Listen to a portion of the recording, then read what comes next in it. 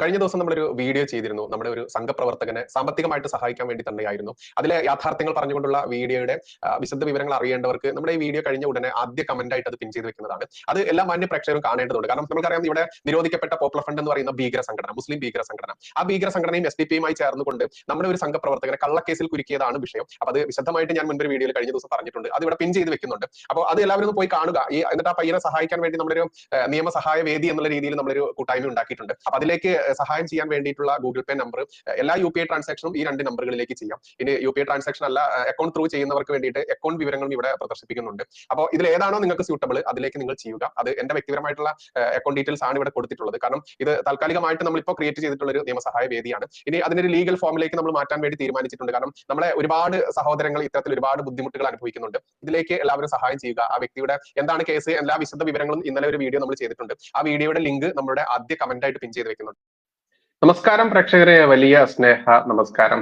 Jayasuryan sir, നമ്മളിങ്ങനെ കേട്ടോണ്ടിരിക്കുകയാണ് കോൺഗ്രസിന് വലിയൊരു മുദ്രാവാക്യം, കോൺഗ്രസും അതല്ലെങ്കിൽ ഈ പൊളിറ്റിക്കൽ ഇസ്ലാമൊക്കെ ഉയർത്തുന്ന വലിയൊരു മുദ്രാവാക്യമാണ് പുതിയ ജാതി സെൻസസ് പെട്ടെന്ന് കൊണ്ടുവരണം, ജാതി സംവരണത്തെ കുറിച്ച് അത്തരത്തിലുള്ള ഒരുപാട് വിവാദപരമായിട്ടുള്ള പരാമർശങ്ങളും ആവശ്യങ്ങളും ഒക്കെ ആയിട്ട് രംഗത്ത് വരുന്നത് ഈ അടുത്ത കാലത്ത് വലിയ വർധനവ് കാണുന്നുണ്ട്. എന്താണ് സാർ ഇതിന് പിറകിലെ ഉള്ള ഒരു ഗുട്ടൻസ്?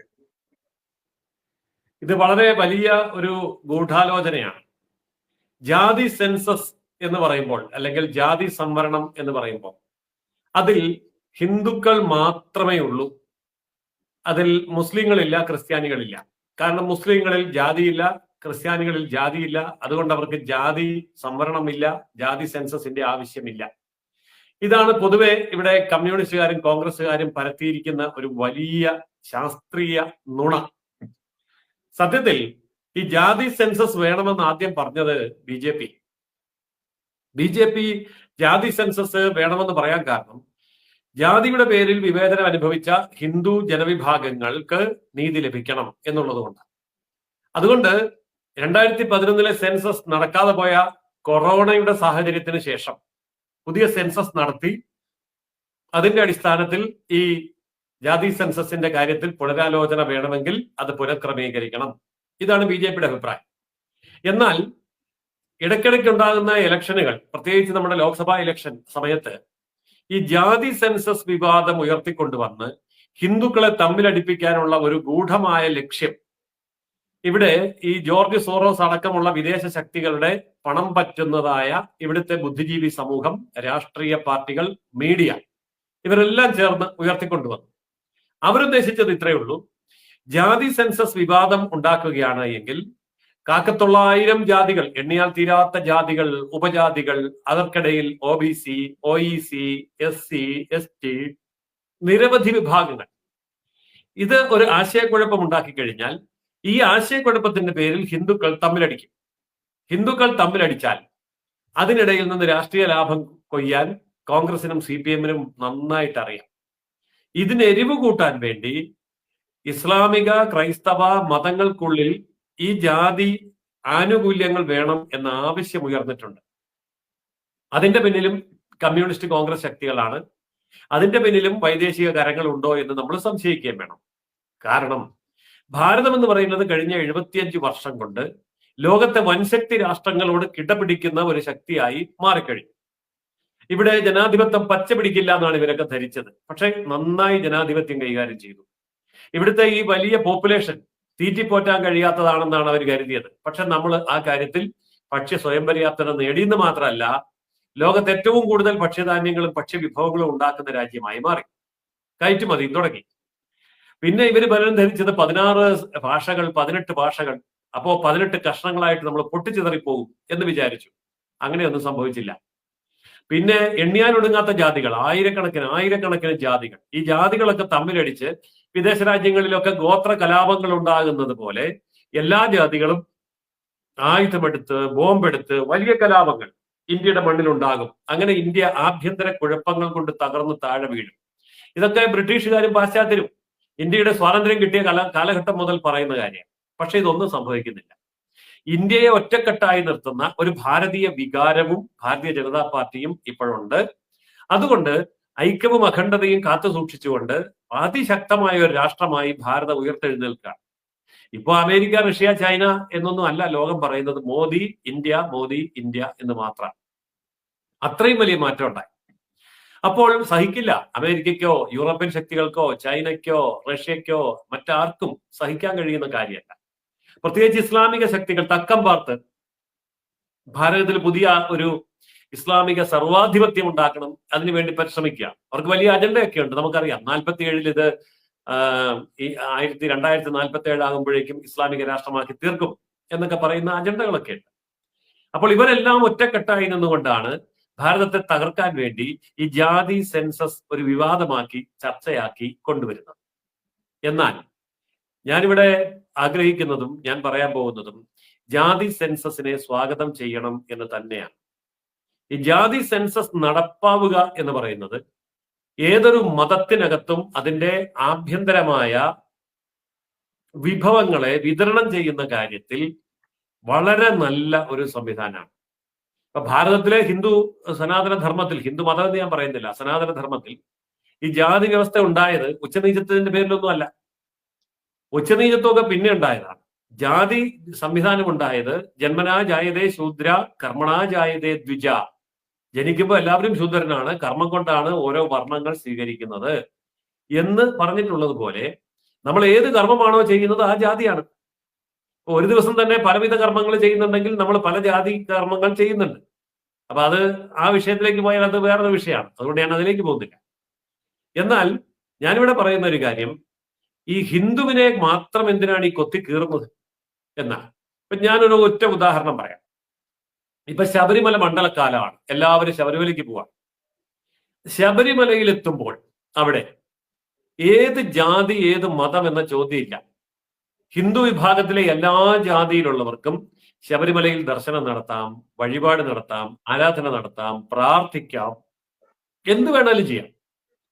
ഇതുപോലെ ഒരു ക്രിസ്ത്യാനിക്കോ മുസ്ലിമിനോ ചെയ്യാൻ പറ്റുമോ?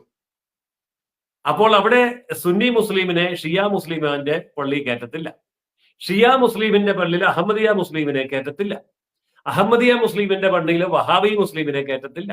വഹാബി മുസ്ലിമിന്റെ പള്ളിയിൽ സലഫി മുസ്ലിമിനെ കയറ്റത്തില്ല. ഇങ്ങനെ അങ്ങ് പറഞ്ഞാൽ ഇതൊരു വലിയ ലിസ്റ്റാ. നേരം വെളുക്കുന്നവരെ പറയാൻ മാത്രമുള്ള ലിസ്റ്റ് ഉണ്ട്. ഇവർക്കെല്ലാം പ്രത്യേകം പള്ളിയാണ്. പക്ഷെ അള്ളാഹു ഒന്നേ ഉള്ളൂ, ഖുറാനും ഒന്നേ ഉള്ളൂ. എന്നാൽ ഞാൻ ചോദിക്കട്ടെ, ഇവിടെ 900 ജാതികളുള്ള ഹിന്ദുവിന് എല്ലാവർക്കും കൂടെ ശബരിമലയ്ക്ക് പോകാം, എല്ലാവർക്കും കൂടെ ഗുരുവായൂരിൽ പോകാം, ഏതമ്പലത്തിലും പോകാം. ഇവിടെ ഇപ്പോ SNDP നടത്തുന്ന അമ്പലമുണ്ട്. എന്നാൽ NSSകാർ ചെന്നാൽ ഓടിക്കോ തല്ലോ കൊല്ലോ ഒന്നുമില്ല. NSSകാർക്ക് ശമ്പളമുണ്ട്. അവിടെ ഏത് ജാതിക്കാർ ചെന്നാലും ഒരു കുഴപ്പമില്ല. ഏത് ജാതി നടത്തുന്ന ആരുടെ അമ്പലമാണെങ്കിലും ഹിന്ദുവില് എല്ലാ ജാതി വിഭാഗത്തിലുള്ളവർക്കും, വേണമെങ്കിൽ മതവിഭാഗത്തിലുള്ളവർക്ക് പോലും ഒന്നിച്ച് ആരാധന നടത്താൻ സാധിക്കുന്നുണ്ട്. ഇത് ഇസ്ലാം മതത്തിലില്ല, ഇത് ക്രിസ്തു മതത്തിലില്ല. അപ്പൊ ശക്തമായ ജാതി ചിന്ത എവിടെയാണ്? ഹിന്ദുവിലല്ല. ഹിന്ദുവിൽ ജാതി ഉണ്ട് എന്നുള്ളത് ശരിയാണ്. പക്ഷെ ജാതി ചിന്തിക്കുന്നതും പറയുന്നതും പ്രവർത്തിക്കുന്നതും ഹിന്ദുവിലല്ല. ഹിന്ദു ജാതിക്ക് അതീതമായിട്ട് ഒന്നിക്കാൻ അറിയുന്ന കാര്യം. ഇനി അമ്പലത്തിന്റെ കാര്യം അങ്ങ് പോട്ടെ, ശ്മശാനത്തിന്റെ കാര്യം എടുക്കാം. ഇപ്പൊ ഒരു നഗരസഭയില് അല്ലെ ഒരു കോർപ്പറേഷനിൽ അല്ലെ ഒരു പഞ്ചായത്തില് ഒരു ഹിന്ദു മരിച്ചു. അവിടെ ഹിന്ദുവിനെ എല്ലാം കൊണ്ടുപോയി അടക്കുന്ന ഒരേ ശ്മശാനത്തിലാണ്. ഒരേ ശ്മശാനത്തിൽ എല്ലാ മുസ്ലിമിനെ അടക്കാൻ പറ്റുമോ? ഒരേ ശ്മശാനത്തിൽ എല്ലാ ക്രിസ്ത്യാനിയും അടക്കാൻ പറ്റുമോ? അടക്കിയിട്ടുണ്ടെങ്കിൽ ധാരാളം പേര് മരിച്ചു വീഴും. നമ്മൾ കേരളത്തിൽ കണ്ടുകൊണ്ടിരിക്കുന്നില്ല, സുപ്രീം കോടതി വരെ കേസ്, തെരുവിൽ തല്ലി വീഴുന്നു, മരിക്കുന്നു, കൊല്ലുന്നു. ഇതൊക്കെ എന്തിന്റെ പേരില? ജാതിയുടെ പേരില. പക്ഷെ ജാതി എന്ന് പറയുന്ന അക്ഷരമല്ല അവിടെ ഉപയോഗിക്കുന്നത്. ഇപ്പൊ ക്രൈസ്തവ വിഭാഗത്തിലാണെങ്കിൽ ജാതിക്ക് പകരം സഭ എന്ന് പറയും. പിന്നെ മുസ്ലിം ആണെങ്കിൽ ജാതിയുടെ പേര് തന്നെ കൃത്യമായിട്ട് പറയും. അപ്പൊ അങ്ങനെ ഈ ജാതി ഉണ്ടെങ്കിൽ ഞാൻ പറയുന്ന ഇതാണ്, ജാതി സെൻസസ് മുസ്ലിമിന് നടത്തട്ടെ, ജാതി സെൻസസ് ക്രിസ്ത്യാനിക്ക് നടത്തട്ടെ. ഹിന്ദുവിന് മാത്രമായിട്ട് എന്തിനാ ഈ ജാതി സെൻസസ് നടത്തുന്നത്? ഇപ്പൊ ജാതിയുടെ കണക്കെടുപ്പ് മുസ്ലിമിലും നടത്തണം, ജാതിയുടെ കണക്കെടുപ്പ് ക്രിസ്ത്യാനിയിലും നടത്തണം. അപ്പൊ കൃത്യമായിട്ട് മനസ്സിലാവും എത്ര മുസ്ലിം ജാതിയുണ്ട്, എത്ര ക്രിസ്ത്യൻ ജാതിയുണ്ട്. അല്ല, കണക്കൊക്കെ എവിടെയുണ്ട്? സച്ചാർ കമ്മിറ്റി റിപ്പോർട്ടിൽ എത്ര ജാതിയുണ്ട് എന്ന് പറയുന്നുണ്ട്. പാലളി മുഹമ്മദ് കമ്മിറ്റിയുടെ റിപ്പോർട്ടിൽ എത്ര ജാതിയുണ്ട് എന്ന് പറയുന്നുണ്ട്. അതിനേക്കാളൊക്കെ കൂടുതൽ ജാതികളുണ്ട്. അപ്പോൾ ഈ ജാതി അടിസ്ഥാനത്തിൽ സെൻസസ് നടത്തുകയാണെങ്കിൽ മുസ്ലിമിന്റെ ജാതിയുടെ സെൻസസ് നടത്തണം, ക്രിസ്ത്യാനിയുടെ ജാതിയുടെ സെൻസസ് നടത്തണം, എന്നിട്ട് അതുപോലെ തന്നെ ഹിന്ദുവിന്റെ ജാതി സെൻസസ് നടത്തണം എന്നാണ് ഞാൻ മുന്നോട്ട് വെക്കുന്ന ആവശ്യം. സാർ നമുക്കറിയാം ഇപ്പൊ ഇവിടെ ന്യൂനപക്ഷ ആനുകൂല്യം എന്നുള്ളത് ക്രിസ്ത്യൻസിനും ഈ മുസ്ലിംസിനും മാത്രം വീതിച്ചു കൊടുത്തിട്ടുള്ള ആ ഒരു സിസ്റ്റം നമ്മൾക്കറിയാം. ശരിക്കും സാമ്പത്തികപരമായിട്ടുള്ള ഈ പറയുന്ന രീതിയിലുള്ള സഹായമല്ലേ ചെയ്യേണ്ടത്, അല്ലാതെ ന്യൂനപക്ഷ ആളുകളുടെ എണ്ണം നോക്കിയിട്ട് കൊടുക്കുന്ന ഈ സിസ്റ്റം ഒക്കെ മാറേണ്ട കാലം കഴിഞ്ഞില്ല. അങ്ങനെ ഒരു ബി.ജെ.പിയുടെ മുതിർന്ന നേതാവ് എന്നുള്ള രീതിയിൽ തന്നെ, ദേശീയ നേതാവ് എന്നുള്ള രീതിയിൽ തന്നെ അതിനെ എങ്ങനെയാണ് സാർ കാണുന്നത്? അതായത് ഉദ്ദേശിക്കുന്നത് എന്താണ്? ഈ സാമ്പത്തിക സംവരണമാണോ ഉദ്ദേശിക്കുന്നത്? അതെ അതെ, അതായത് ഇപ്പൊ നമ്മൾക്കറിയാം ഇവിടെ ഒരു നേരത്തെ ഭക്ഷണം കഴിക്കാൻ പോലും ഇല്ലാത്ത ഏറ്റവും, എന്നാൽ സവർണ മേധാവിത്വം എന്നും പറഞ്ഞുകൊണ്ട് 24 മണിക്കൂർ നെഞ്ചത്ത് കയറപ്പെടുന്ന ഒരു വിഭാഗമാണ് ബ്രാഹ്മണ വിഭാഗം എന്ന് നമ്മൾക്കറിയാം. ഓരോ ക്ഷേത്രത്തിൽ നിന്ന് ചെറിയ ചെറിയ ക്ഷേത്രങ്ങളിലൊക്കെ പൂജ നടത്തുന്ന ആളുകളുടെ എനിക്ക് നേരിട്ടറിയാം. നമുക്കറിയാം അവരുടെയൊക്കെ ചെറിയ വരുമാനത്തിൽ ജീവിച്ചു പോകുന്നു, മറ്റൊരു ജോലിക്ക് അവർക്ക് പോകാൻ പറ്റില്ല, അവരാരും ജോലിക്ക് എടുക്കില്ല എന്നുള്ള പ്രശ്നങ്ങളൊക്കെ ഉണ്ട്. അപ്പൊ ഈ സാമ്പത്തിക സംവരണം തന്നെയല്ലേ വരേണ്ടത്, ഈ മതസംവരണത്തിൽ ന്യൂനപക്ഷ സംവരണം മാറ്റപ്പെട്ടുകൊണ്ട്? ശരിയാണ് പറഞ്ഞ കാര്യങ്ങൾ വസ്തുതാപരമായി ശരിയാണ്. അതായത് ഇവിടെ ഏറ്റവും കൂടുതൽ ദാരിദ്ര്യം അനുഭവിക്കുന്നത് നമ്പൂതിരിമാരും നായന്മാരുമാണ്. പക്ഷെ അവർ സവർണരാണ്. അപ്പൊ സവർണരാണ് എന്ന മുദ്ര കുത്തിയത് കൊണ്ട് നായന്മാർക്കോ നമ്പൂതിരിമാർക്കോ മറ്റുള്ളവരുടെ ഒപ്പം ജീവിക്കാൻ ഉള്ള വരുമാനം ഉണ്ടാക്കാൻ സാധിക്കുന്നില്ല എന്ന് കരുതി സാമ്പത്തിക സംവരണം ഏർപ്പെടുത്താൻ മാത്രം നമ്മുടെ രാജ്യം വളർന്നിട്ടില്ല. എപ്പോഴാണോ ജാതി സംവരണത്തിന്റെ കാലാവധി അവസാനിക്കുന്നത് അപ്പോൾ മാത്രമേ സാമ്പത്തിക സംവരണം ആരംഭിക്കാൻ സാധിക്കുകയുള്ളൂ. അതുകൊണ്ട് ഈ സാമ്പത്തിക സംവരണം വേണമെന്നുണ്ടെങ്കിൽ അത് ക്രൈസ്തവർക്കിടയിലോ അല്ലെങ്കിൽ മുസ്ലിങ്ങൾക്കിടയിലോ ആകാം. അവിടെ ജാതി ഇല്ലെന്നാണല്ലോ പറയുന്നത്. പക്ഷെ ഞാൻ പറയുന്നത് അവിടെ ജാതി ഉണ്ടെന്നാ. അപ്പോൾ യഥാർത്ഥത്തിൽ അനേകായിരം വർഷങ്ങളായിട്ട് നിലനിന്നിരുന്ന അനാചാരങ്ങളെ തുടച്ചു നീക്കുന്നതിന് വേണ്ടി ജാതി സംവരണം കൊണ്ടുവന്നുവെങ്കിൽ ആ ജാതി സംവരണം എന്തിനു വേണ്ടിയാണോ പ്രഖ്യാപിച്ചത് അതിന്റെ ലക്ഷ്യം പൂർത്തീകരിക്കുന്നത് വരെ ജാതി സംവരണം തുടരുന്നതിൽ യാതൊരു തെറ്റുമില്ല. അതിനുശേഷം ഒരു സാമൂഹിക സമത്വം, ജാതിയുടെ പേരിലുള്ള വിവേചനം ഇല്ല എന്ന് ബോധ്യമായി കഴിഞ്ഞാൽ നമുക്ക് സാമ്പത്തിക സംവരണത്തിലേക്ക് കടക്കാം. അതുവരെ സാമ്പത്തിക സംവരണം എന്നുള്ളത് നടത്താൻ പാടില്ല എന്ന് തന്നെയാണ് എന്റെ അഭിപ്രായം. പക്ഷേ അതിനേക്കാളൊക്കെ ഇപ്പൊ നമുക്കറിയാം സാർ, ഓക്കെ പറഞ്ഞോളൂ സാർ, പറഞ്ഞോളൂ. അല്ല, ഞാൻ പറയുന്നത് ഈ അതിനേക്കാളൊക്കെ മുമ്പ് ഇവിടെ നടക്കേണ്ട ചില കാര്യങ്ങളുണ്ട്. ഈ ഇസ്ലാമിലെ ജാതി സംവരണം എന്തുകൊണ്ട് ഇതുവരെ തുടങ്ങിയിട്ടേ ഇല്ല? ഇപ്പൊ ഹിന്ദുവിൽ വൈക്കം സത്യാഗ്രഹം ഉണ്ടായതുപോലെ എന്തുകൊണ്ടാണ് ഇത് മുസ്ലിമിന്റെ ഒരു വൈക്കം സത്യാഗ്രഹം ഇതുവരെ തുടങ്ങാത്തത്? അവിടെയും ഉണ്ടല്ലോ ഇതുപോലുള്ള പ്രശ്നങ്ങൾ. ഞാനിപ്പോ മുസ്ലിമിനെ കുറ്റപ്പെടുത്തിക്കൊണ്ട് പറയുന്നതല്ല, ഇതൊരു യാഥാർത്ഥ്യമല്ലേ. ഇപ്പൊ ഞാൻ പറയാം, മുസ്ലിം ലീഗ് എന്ന് പറയുന്ന രാഷ്ട്രീയ പാർട്ടിയുടെ പ്രസിഡന്റ് സ്ഥാനത്ത് തങ്ങളെന്ന് പറയുന്ന ജാതിക്കല്ലാതെ വേറെ ഏതെങ്കിലും ഒരു ജാതിക്ക് വരാൻ പറ്റുമോ? എന്തുകൊണ്ട് വരാൻ പറ്റില്ല? മുസ്ലിം ലീഗ് ഉണ്ടായിട്ട് ഒരു നൂറ്റാണ്ടിനപ്പുറമായി. 1906 മുസ്ലിം ലീഗ് ഇപ്പോ ഏതാണ്ട് 1.25 നൂറ്റാണ്ട് കാലമായി നിൽക്കുമ്പോഴും പ്രസിഡന്റ് സ്ഥാനത്ത് തങ്ങൾ മാത്രമേ വരാൻ പാടുള്ളൂ, വേറെ ഒരാളും വരാൻ പാടില്ല, എത്ര നൂറ്റാണ്ട് കഴിഞ്ഞാലും എന്ന് പറയുന്നത് കടുത്ത ജാതി വിവേചനമല്ലേ? ഇവിടെ ബി.ജെ.പിയുടെ പ്രസിഡന്റുമാര് ഓരോരോ ജാതിയിൽ നിന്ന് മാറി മാറി വരുന്നു, കോൺഗ്രസിന്റെ പ്രസിഡന്റുമാര് ഓരോരോ ജാതിയിൽ നിന്ന് മാറി മാറി വരുന്നു, കമ്മ്യൂണിസ്റ്റ് പാർട്ടി ഓരോരോ ആൾക്കാർ ജാതി മാറി മാറി വരുന്നു.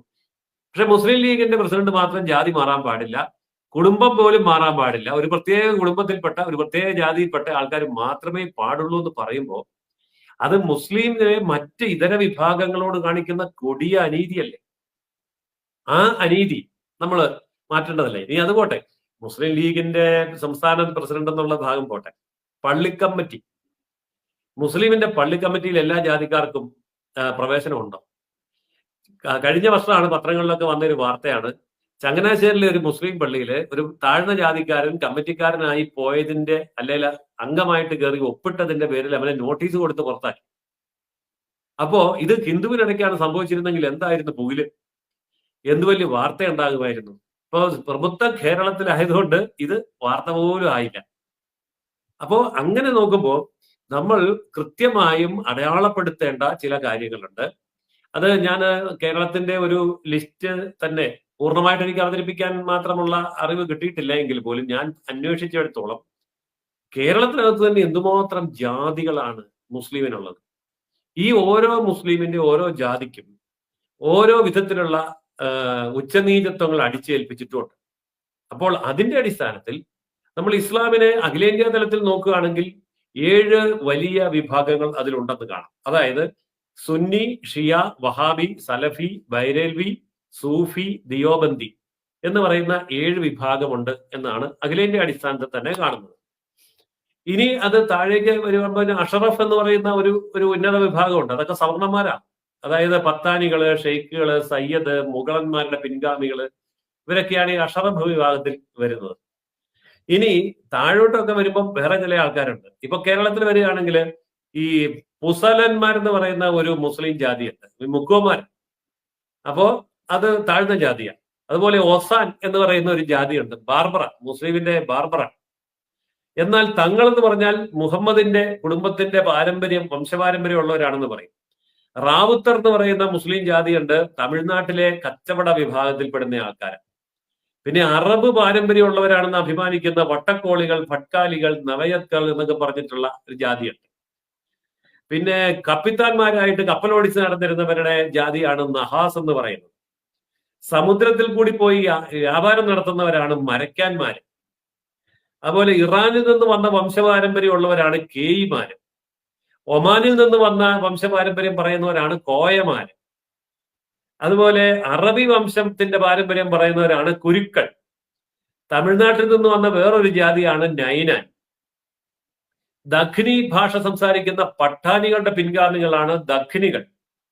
ഗുജറാത്തിലെ കച്ച് എന്ന് പറയുന്ന പ്രദേശത്ത് നിന്ന് ഇവിടെ കുടിയേറ്റക്കാരായിട്ട് വന്നവരാണ് കച്ചി മേമന്മാർ എന്ന് പറയുന്നവർ. പിന്നെ വ്യാപാരി സമൂഹമായിട്ടുള്ളവരാണ് ബിയാരി, ബൈരി എന്നൊക്കെ പറയുന്ന മുസ്ലിം ജാതി. പിന്നെ ഷിയ സമൂഹമാണ് ബൊഹറകൾ എന്ന് പറയുന്ന ഒരു ഷിയ സമൂഹം. അങ്ങനെയുള്ളവരുണ്ട്. ഇത് മാത്രമല്ല, ഇനിയുമുണ്ട്, ധാരാളം ജാതികളുണ്ട്. അതായത് ഇടയന്മാരായിട്ട് ജീവിച്ചിരുന്ന അങ്ങനെയുള്ളവരാണ് ബഫാൻ എന്ന് പറയുന്നവർ. ചുനാര ഹിന്ദു ജാതി. ഇനിയിപ്പോ വേറെ ചിലതുണ്ട്. ഹിന്ദുവിൽ നിന്ന് ഓരോ ജാതിയിൽ നിന്നും മുസ്ലിമിലേക്ക് മാറി അല്ലെങ്കിൽ മാറ്റപ്പെട്ടു. മാറിയൊന്നും അല്ലല്ലോ, എല്ലായിടത്തും മാറ്റപ്പെട്ടതല്ലേ ഉള്ളൂ. അങ്ങനെ മാറ്റപ്പെട്ടവർക്ക് ജാതി മാറിയിട്ടില്ല, ഇപ്പോഴും ആ ജാതി നിൽക്കുക. അപ്പൊ പിന്നോക്ക, ആദിവാസി, ദളിത്, പട്ടികജാതി, പട്ടികവർഗ വിഭാഗത്തിൽ നിന്ന് മുസ്ലിമിലേക്ക് വന്നു കഴിഞ്ഞാലും അവരുടെ ആ ജാതി മാറുന്നില്ല. അങ്ങനെയുള്ള ധാരാളം ആൾക്കാരുണ്ട്. ഇപ്പൊ ചുനാരമാരുണ്ട്, ഗുജാറുണ്ട്, ഖത്രിയുണ്ട്, ചങ്ങറുണ്ട്, ബൈര്യ ഉണ്ട്, നശ്യ എന്ന് പറഞ്ഞൊരു ജാതിയുണ്ട്, അരയിനുണ്ട്, തോബിയുണ്ട്, തെലിയുണ്ട്, ജുലാഹ ഉണ്ട്, മിരാസി ഉണ്ട്, ആന്ധ്ര മുസ്ലിം എന്ന് പറയുന്ന തെലുങ്കൻ മുസ്ലിം ഉണ്ട്, ആർസൽ എന്ന് പറയുന്ന ദളിത് ജാതിയുണ്ട്, മോച്ചി എന്ന് പറയുന്ന ചെരുപ്പ് കുത്തികളുണ്ട്, ഭാങ്കി എന്ന് പറയുന്ന പറയാൻ കൊള്ളുകയില്ലാത്ത ജോലി, അതായത് മനുഷ്യന്റെ മലം ചുമക്കുന്ന തോട്ടിപ്പണിക്കാരുണ്ട്, ചമർ എന്ന് പറയുന്ന ജാതിയുണ്ട്, വാട്ടൽ എന്ന് പറയുന്ന വേറെ ഒരു തോട്ടിപ്പണിക്കാർ വിഭാഗമുണ്ട്, ചോപ്പാൽ എന്ന് പറയുന്ന ഒരു ജാതിയുണ്ട്, കാശ്മീരിൽ നിന്ന് വന്നവരാണ്, ഹേല എന്ന് പറയുന്ന ഉത്തർപ്രദേശിലെ മുസ്ലിം ജാതിയുണ്ട്, ബഞ്ചാര എന്ന് പറയുന്ന ജാതിയുണ്ട്. ഇപ്പൊ തന്നെ ഞാനൊരു 50-60 ജാതിയുടെ പറഞ്ഞു കഴിഞ്ഞു. ഇനിയുമുണ്ട് ഇതിൽ കൂടുതൽ. ഞാൻ പറയുന്നത്, സെൻസസ്, ജാതി സെൻസസ് നടത്തണമെന്ന് വാശി പിടിക്കുന്നവരോട് ഞാൻ ഇത്രയും വലിയൊരു ലിസ്റ്റ് തന്നെ അവതരിപ്പിച്ച് എന്താന്ന് ചോദിച്ചാൽ, ജാതി സെൻസസ് നടത്തണമെന്ന് പറയുന്ന ഇവിടുത്തെ കമ്മ്യൂണിസ്റ്റുകാരും കോൺഗ്രസ്സുകാരും മുസ്ലിങ്ങളിലെ ജാതി സെൻസസ് നടത്തട്ടെന്നേ നമ്മൾ സ്വാഗതം ചെയ്യുന്നു. ഹിന്ദുവിന്റെ ജാതി സെൻസസ് പണ്ടേ ഉണ്ട്, അത് ഇനിയും നടത്തണം. നടത്തണ്ടെന്നല്ല ഞാൻ പറയുന്നത്, ഹിന്ദുവിന്റെ ജാതി സെൻസസ് ഇനിയും നടത്തണം. ഇതുപോലെ മുസ്ലിമിലെ ജാതി സെൻസസ് നടത്തണം, ക്രിസ്ത്യാനിയിലെ ജാതി സെൻസസ് നടത്തണം. ഈ കേരളത്തിൽ തന്നെ ക്രിസ്ത്യാനികളുടെ ഇടയിൽ 72 ജാതി ഉണ്ടെന്നാ പറയാം. അത് ജാതി എന്നുള്ള വാക്കല്ല, അവർ ഉപയോഗിക്കുന്ന സഭ എന്നുള്ള വാക്കാണ്. അപ്പൊ ഒരു സഭയിലുള്ള ഒരു വേറൊരു സഭയിൽ നിന്ന് കല്യാണം കഴിക്കല, ഒരു സഭയിലെ പള്ളിയില് വേറൊരു സഭക്കാരൻ കയറുകയല്ല, ഒരു സഭയുടെ ശ്മശാനത്തില് കൊണ്ടുപോയി വേറൊരാളെ അടക്കം ചെയ്യല. ഇങ്ങനെ തുടങ്ങി നിരവധി കാര്യങ്ങൾ ജാതി അടിസ്ഥാനത്തിൽ മാത്രം നിലനിൽക്കുന്ന മതസമൂഹമാണ് ക്രിസ്ത്യാനികൾ. അവരുടെ ഇടയിൽ ജാതി സെൻസസ് എടുക്കാത്ത എന്തുകൊണ്ടാ? എത്ര കത്തോലിക്കനുണ്ടെന്ന് എണ്ണണ്ടേ? എത്ര യാക്കോബായി ഉണ്ട്, എത്ര കത്തോലിക്കനുണ്ട്, എത്ര മാർത്തോമയുണ്ട്, എത്ര ഓർത്തഡോക്സ് ഉണ്ട്, അല്ലെങ്കിൽ എത്ര യഹോവ സാക്ഷിയുണ്ട്, ഇതെല്ലാം എണ്ണട്ടെ. എല്ലാ ജാതിയുടെയും എണ്ണം എടുക്കട്ടെ. എന്നിട്ട് സർക്കാർ സർവീസിൽ ഈ പറഞ്ഞ ഓരോ സഭയ്ക്കും എത്ര പ്രാതിനിധ്യമുണ്ട്, മുസ്ലിമിന്റെ ഓരോ ജാതിക്കും സർക്കാർ സർവീസിൽ എത്ര ജോലിയുണ്ട്, എത്ര ഡോക്ടറുണ്ട്, എത്ര എഞ്ചിനീയർ ഉണ്ട്, എത്ര വില്ലേജ് ഓഫീസർ ഉണ്ട്, എത്ര ചീഫ് സെക്രട്ടറി ഉണ്ട്, എണ്ണട്ടെ. എത്ര ജില്ലാ കളക്ടർ ഉണ്ട്, എണ്ണട്ടെ. അങ്ങനെ ഇല്ലാത്തവർക്ക് കൊടുക്കട്ടെ. വേണ്ടെന്നല്ല ഞാൻ പറയുന്നത്, ഇല്ലാത്തവർക്ക് കൊടുക്കട്ടെ. അപ്പോൾ ഹിന്ദുവിലെ ജാതി സംവിധാനത്തിന് വേണ്ടി വാശി പിടിക്കുന്നവർ, ജാതി സംവരണം വേണം, കണക്കെടുപ്പ് വേണം, സെൻസസ് വേണം എന്ന് പറയുന്നവർ മുസ്ലിമിന്റെ ജാതിയും ക്രിസ്ത്യാനിയുടെ ജാതിയും കൂടി എണ്ണിയെടുക്കണം, സെൻസസ് നടത്തണം, അതിന്റെ അടിസ്ഥാനത്തിൽ അവർക്ക് സംവരണം കൊടുക്കണം, അവർക്ക് ആനുകൂല്യം കൊടുക്കണം എന്ന് പറയാത്തത് എന്തുകൊണ്ടാണ്? ഇങ്ങനെ പറഞ്ഞാൽ ധാരാളം ഉന്നതമായ മേഖലകളിലേക്ക്, പള്ളി കമ്മിറ്റികളിലേക്ക്, സ്കൂളിന്റെ കമ്മിറ്റികളിലേക്ക്, കോളേജ് കമ്മിറ്റികളിലേക്ക്, അതുപോലെ തന്നെ സമുദായ സംഘടനാ കമ്മിറ്റികളിലേക്ക്, രാഷ്ട്രീയ പാർട്ടികളുടെ നേതൃത്വത്തിലേക്ക് ഒക്കെ കടന്നു വരാൻ ഇത് കാരണമാകും. ഞാൻ ഈ പറയുന്നത് അവരെ ഭിന്നിപ്പിക്കാൻ വേണ്ടി അല്ല കേട്ടോ. ഞാൻ ഈ പറയുന്നത് ക്രിസ്ത്യാനികളെ ഭിന്നിപ്പിക്കാനോ തമ്മിലടിപ്പിക്കാനോ അല്ല, മുസ്ലിങ്ങളെ തമ്മിലടിപ്പിക്കാനോ അല്ല. ഇത് വന്നില്ലെങ്കിലുള്ള കുഴപ്പം ക്രിസ്ത്യാനിക്കും മുസ്ലിമിനും ഭയങ്കര ഭീകര. ഞാനൊരൊറ്റ ഉദാഹരണം പറയാം. ഇവിടെ മുസ്ലിം ലീഗ് മാത്രം ഉണ്ടായിരുന്ന ഒരു കാലഘട്ടം ഉണ്ടായിരുന്നു. ഇപ്പൊ പിന്നെ എങ്ങനെയാ SDPI ഉണ്ടായത്? എങ്ങനെയാ പോപ്പുലർ ഫ്രണ്ട് ഉണ്ടായത്? എങ്ങനെയാ അതുപോലെ നിരവധി PDP ഉണ്ടായത്? എങ്ങനെയാ അല്ലെങ്കിൽ വെൽഫെയർ പാർട്ടി ഉണ്ടായത്? എങ്ങനെയാ മുസ്ലിമില് INL ഉണ്ടായത്? എങ്ങനെയാ? ഇത് നോക്കുമ്പോൾ നമ്മൾക്കൊന്നും പിടികിട്ടുകയല്ല. നമ്മൾ ഓർക്കുന്നത് എന്താണെന്നറിയോ? ഇതൊക്കെ രാഷ്ട്രീയമാണ് എന്ന. അല്ല, രാഷ്ട്രീയം അല്ല. ഇപ്പൊ ഒറ്റ ഉദാഹരണം പറയാം. SDPIക്കകത്ത് സവർണ മുസ്ലിമിനെ കാണിക്കാമോ? SDPI തങ്ങളുമാര് കാണിക്കാമോ? SDPIക്കകത്ത് തങ്ങളുമാരില്ല. SDPIക്കകത്ത് ഉന്നത മുസ്ലിം ജാതിയിൽപ്പെട്ടവരില്ല. അപ്പോൾ SDPI ഏത് വിഭാഗത്തിൽപ്പെട്ട മുസ്ലിമിനെ പ്രതിനിധീകരിക്കുന്നു? അപ്പോൾ മുസ്ലിമിനകത്തെ ഏറ്റവും താഴ്ന്ന ജാതിക്കാരുടെ രാഷ്ട്രീയ പ്രസ്ഥാനമാണ് SDPI അല്ലെങ്കിൽ PFI എന്നൊക്കെ പറയുന്ന വിഭാഗം. അതായത് ജാതി അടിസ്ഥാനത്തിൽ മുസ്ലിമിനകത്ത് ധാരാളം സംഘടനയുണ്ടാവുകയും ഈ സംഘടനകൾ രാഷ്ട്രീയ സംഘടനയായിട്ടും അല്ലാതെയും പ്രവർത്തിക്കുമ്പോൾ മുസ്ലിം സംഘടനയ്ക്കകത്ത് മുസ്ലിം സമൂഹത്തിന്റെ കെട്ടുറപ്പ് ശക്തി നഷ്ടപ്പെടാൻ പോവുകയാണ്. വിലപേശൽ ശക്തി നഷ്ടപ്പെടാൻ പോവുകയാണ്. ഇത് ഇവിടുത്തെ ഇടതുപക്ഷത്തിനും കോൺഗ്രസ്സുകാർക്കും നന്നായിട്ട് അറിയാം. അതുകൊണ്ട് അവരെന്താ ചെയ്യുന്നത്? മുസ്ലിം ലീഗിനെ അവർ അംഗീകരിക്കുന്നു, അതേ UDF, അതേ കോൺഗ്രസ് SDPI അംഗീകരിക്കുന്നു, അതേ കോൺഗ്രസ് വെൽഫെയർ പാർട്ടി അംഗീകരിക്കുന്നു, അതേ കോൺഗ്രസ് INLനെ അംഗീകരിക്കുന്നു.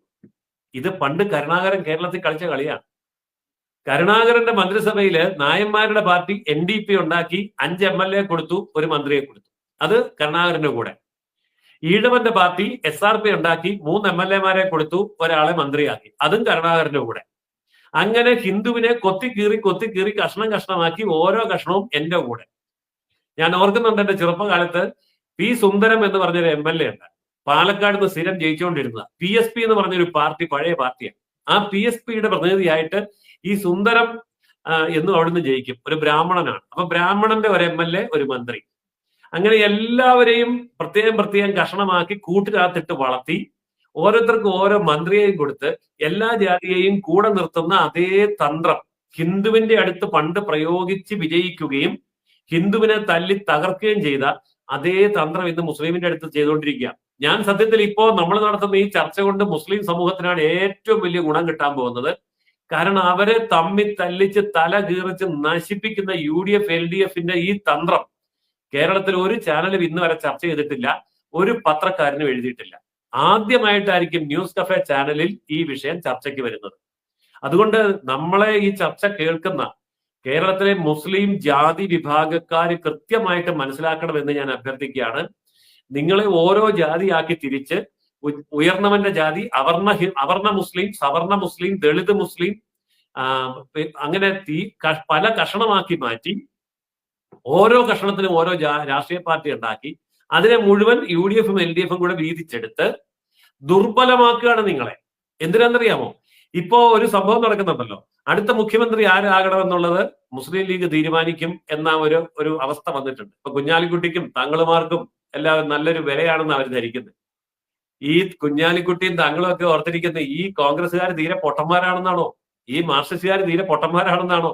നിങ്ങൾക്ക് കയറിയ ഭരിച്ചു കളയാവുന്നതാണോ? നടക്കേല. കാരണം നിങ്ങളെ വലിച്ചു കീറിക്കൊണ്ടിരിക്കുകയാണ്. മുമ്പിൽ കൂടെ വന്ന് നിങ്ങളെ വണങ്ങും. എന്തിന്? ഇവിടെ BJP ചാടിയ സന്ദീപുകാരന് വരെ വണങ്ങാൻ പോയിട്ടുണ്ട്. മുമ്പിൽ കൂടെ ചെന്ന് വണങ്ങുകയും പുറകിൽ കൂടെ മുസ്ലിമിനെ വലിച്ചു കീറുകയും ചെയ്തുകൊണ്ടിരിക്കുകയാണ് ഇവന്മാര്. അല്ലെങ്കിൽ ഞാൻ ചോദിക്കട്ടെ, 30 കൊല്ലം മുമ്പ് PDP ഉണ്ടോ? 30 കൊല്ലം മുമ്പ് SDPI ഉണ്ടോ? 30 കൊല്ലം മുമ്പ് വെൽഫെയർ പാർട്ടി ഉണ്ടോ?